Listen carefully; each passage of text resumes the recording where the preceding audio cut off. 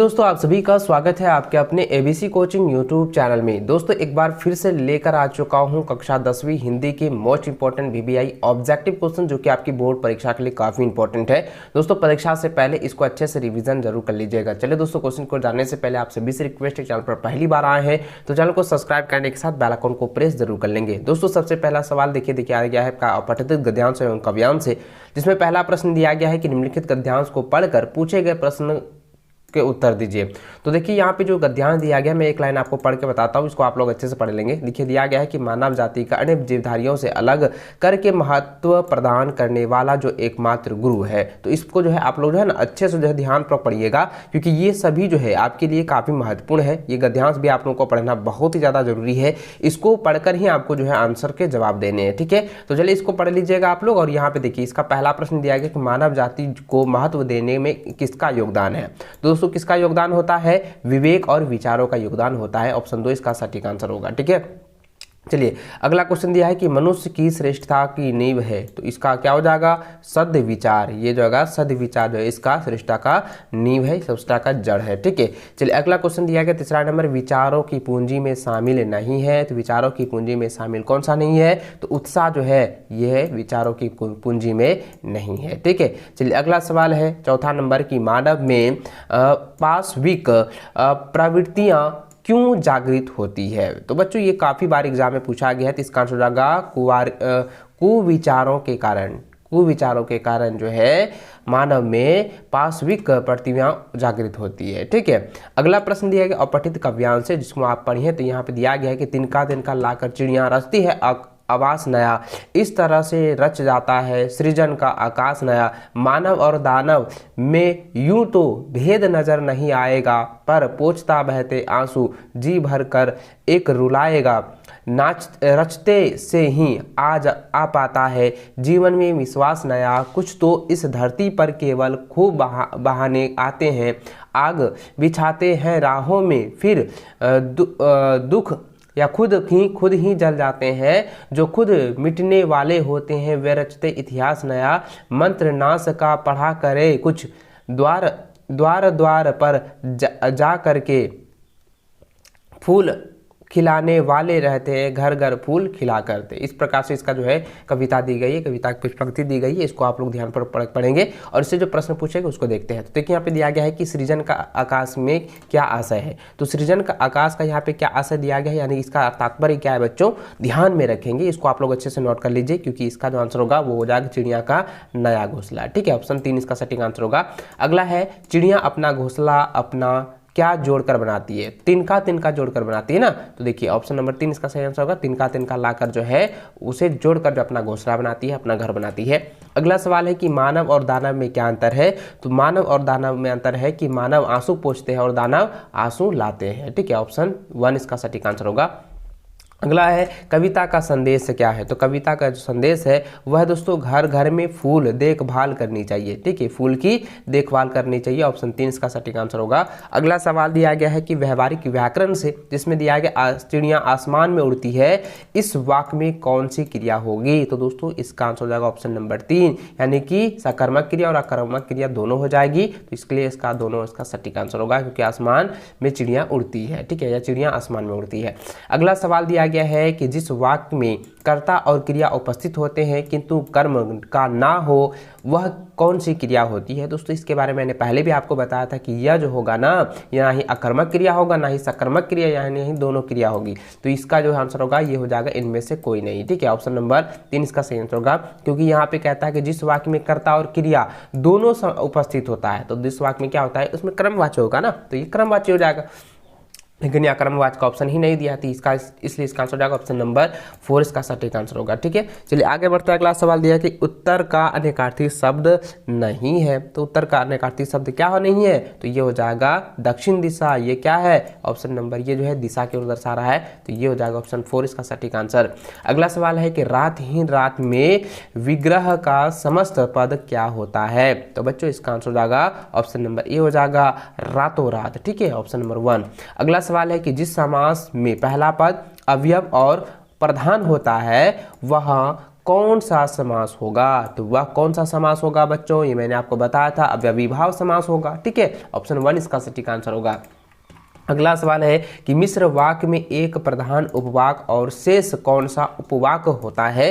तो बच्चों इसका आंसर क्या होगा? ऑप्शन नंबर 2, ठीक है, आश्रित उपवाक होगा। ठीक है, चलिए अगला सवाल दिया है राजा का महल राजमहल कौन सा समास है? यानी कि राजा का महल राजमहल ये कौन सा समास है बच्चों? यह जो है तत्पुरुष समास है। ठीक है, तत्पुरुष समास है। ऑप्शन 1 इसका सटीक आंसर होगा। अगला सवाल दिया गया है कि निम्न में से किस वाक्य में समुच्चय बोधक शब्द का प्रयोग हुआ है? तो बच्चों इसका आंसर हो जाएगा मोहन और सोहन घनिष्ठ मित्र है। यह जो है समुच्चय वाक्य का बोध यहाँ पे कर रहा है। ठीक है, चलिए अगला सवाल दिया गया है कि बच्चे गीत गा रहे हैं, इस वाक्य में कौन सा जो है का वाच्य होगा? देखिए बच्चों मैंने आपको कल ही बताया हुआ है कि यह जो होगा ना ये कृत्यवाच्य होगा, क्योंकि बच्चों के द्वारा यहाँ पे गीत जो है गाई जा रही है, बच्चे गीत गा रहे हैं, तो ये हो जाएगा कृत्यवाच्य। ठीक है, ऑप्शन 1 इसका सटीक आंसर होगा। अगला सवाल है कि मजदूरों के द्वारा पेड़ काटा जा रहा है, वाक्य में कौन सा भेद होगा? तो दोस्तों मजदूरों के द्वारा यहाँ पे जो है कोई काम किया जा रहा है। ठीक है, यानी कर्ता के द्वारा कर्म यहाँ पे किया जा रहा था, ये कौन सा हो जाएगा? कर्मवाच्य हो गया ना, क्योंकि कर्ता के द्वारा जो है ये कर्म किया जा रहा है, इसलिए दोस्तों कर्मवाच्य हो जाएगा। ठीक है, ऑप्शन 2। अगला सवाल देखिए 19 नंबर दिया है कि निम्न में से कौन सा शब्द समुच्चय बोधक अवयव नहीं है? तो बच्चों इसका आंसर आएगा क्योंकि। क्योंकि जो है सॉरी यहाँ पे क्योंकि नहीं होगा, तो ये जो हो जाएगा ये ऑप्शन नंबर 4 हो जाएगा धीरे धीरे। ठीक है, धीरे धीरे जो है ये समुच्चय बोधक अवयव नहीं है। ऑप्शन 4 इसका सटीक आंसर होगा। अगला सवाल देखिए दिया गया है कि सूर्योदय हुआ और उजाला छा गया कौन सा वाक्य है? तो ये जो है संयुक्त वाक्य है। ठीक है, याद रखेंगे सूर्योदय हुआ यानी कि सूरज उगा और उजाला छा गया, ये वाक्य जो है ये संयुक्त वाक्य है। ऑप्शन 3 इसका सटीक आंसर होगा। अगला सवाल देखिए 21 नंबर दिया गया है कि कौन सा शब्द अनेकार्थक है? तो बच्चों ये हल जो है ये अनेकार्थक है। ठीक है, याद रखें। अगला सवाल जो है पठित गद्यांश से दी गई, जिसको आप देख सकते हैं। यह जो दिया गया है आपका काफ़ी इंपॉर्टेंट जो है, ये सुभाष देख सकते हैं दिया गया है कि बार बार सोचते क्या होगा उस कौम का जो अपने देश के खातिर घर गृहस्थी जवानी जिंदगी सब कुछ होम कर देने वालों पर हंसती है और अपने लिए बिकने के लिए मौके ढूंढती है। दुखी हो गए 15 दिन बाद फिर उसी कस्बे से गुजरे, कस्बे में घूमने से पहले ही ख्याल आया कि कस्बे की हृदय स्थली में सुभाष की प्रतिमा यानी कि सुभाष चंद्र बोस की जो है प्रतिमा अवश्य ही प्रतिष्ठापित होगी, लेकिन सुभाष की आंखों पर चश्मा नहीं होगा क्योंकि मास्टर बनाना भूल गया, क्योंकि मास्टर जो है बनाना भूल गया और कैप्टन मर गया। सोचा आज वहां रुकेंगे नहीं, पान भी नहीं खाएंगे, मूर्ति की तरफ देखेंगे भी नहीं, सीधे निकल जाएंगे। ड्राइवर से कह दिया चौराहे पर रुकना नहीं, आज बहुत काम है, पान आगे कहीं खा लेंगे। यह दोस्तों यह जो पंक्ति जो ली गई है ना, ये जो है आपका जो है नेताजी का चश्मा, ठीक है, आपका लिया गया नेताजी का चश्मा चैप्टर से जो है ली गई है। तो देखिए यहाँ पे इसका जो प्रश्न दिया गया कस्बे के चौराहे पर किसकी प्रतिमा लगी हुई है? तो देखना आपको मैंने जस्ट अभी बताया कि नेताजी सुभाष चंद्र बोस की जो है प्रतिमा लगी हुई है। तो ऑप्शन 1 इसका सटीक आंसर होगा।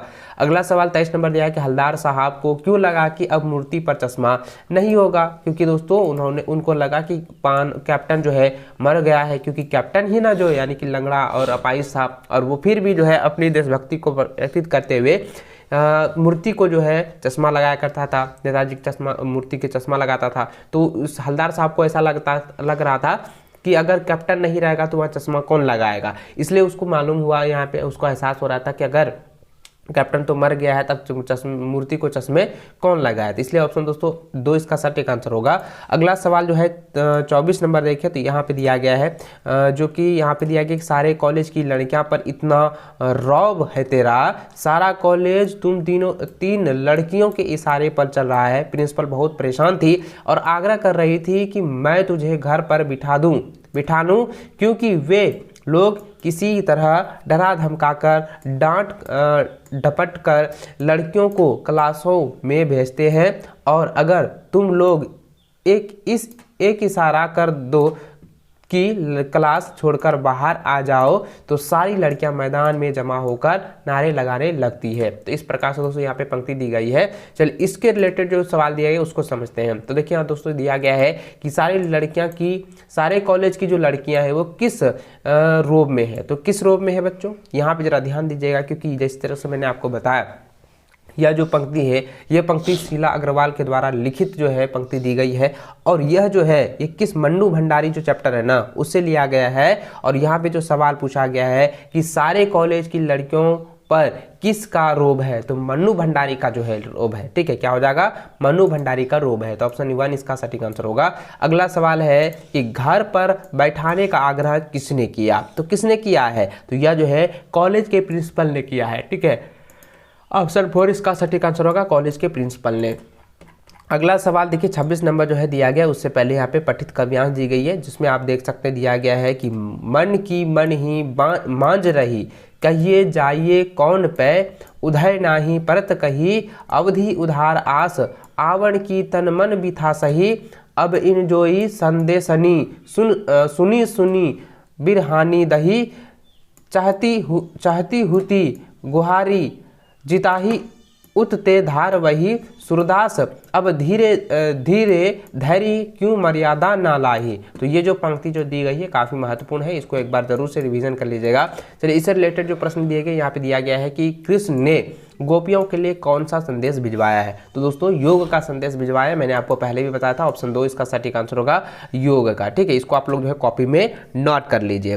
चलिए अगला सवाल दिया गया है कि कृष्ण के संदेश को सुनकर गोपियों की स्थिति कैसी हो गई थी, दोस्तों यह हो जाएगा विरह की आग जगी। ठीक है, विरह की आग जगी, कई बार एग्जाम में पूछा गया है, इसके लिए ये भी काफी महत्वपूर्ण है, इसको आप नोट कर लीजिएगा। ऑप्शन नंबर 2 इसका सटीक आंसर होगा विरह की आग जगी।